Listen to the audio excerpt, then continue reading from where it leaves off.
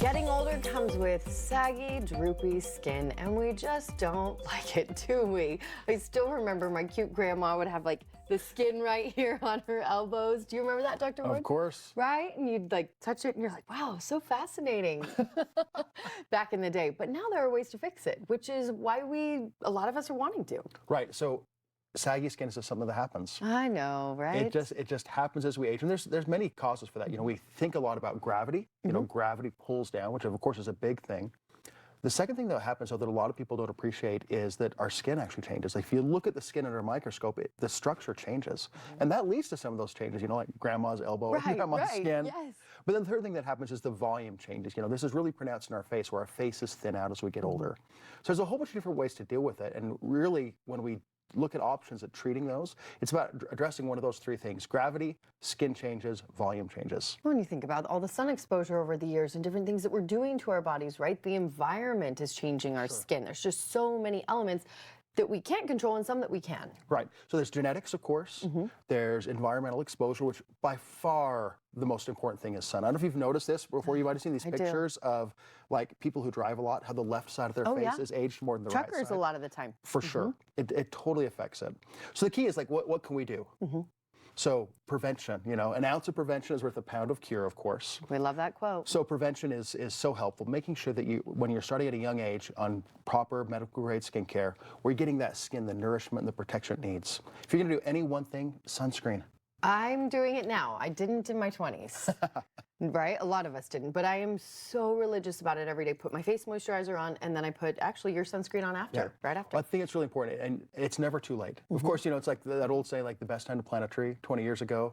Second best time is right now. Yeah, If you did make that mistake, start using it now. Okay. But there's also some things that can help nourish the skin. So using those things, that's what you can do at a young age. When you get a little bit older, then there's either surgical options or non-surgical options. Which I didn't know lasers could help the skin sagginess. I know it helps with a lot of other things.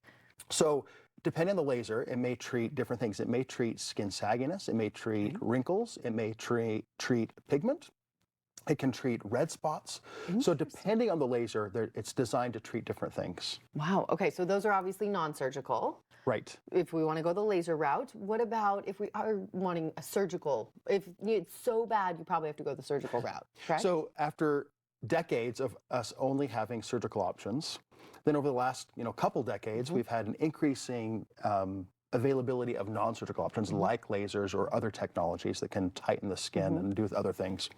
There's actually been an increase now back towards surgery because people have realized that sometimes you just need that facelift, or you need that tummy tuck, or you need that mommy makeover to address it, or like the arm lift or the leg lift to try to address some of those things. Just gets to the root cause a little bit more than the lasers. And oftentimes the recovery isn't actually even that much longer.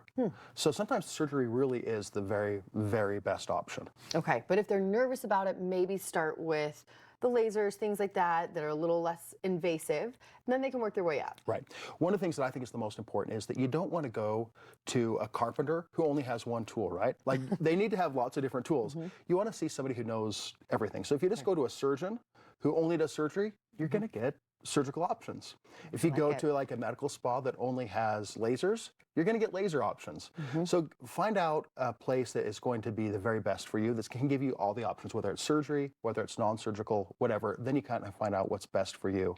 Love it. Perfect. And you can grab your phone right now, open up the camera. There is a QR code on the screen. You can essentially take a picture of that, but it will open it up to where they can make appointments with you guys, and it will take them right there so they can either get that consultation, you can make an appointment, you can just go in and talk to the doctors and see what's best for you. So Dr. Ward, as always, thank you so much. Thank you.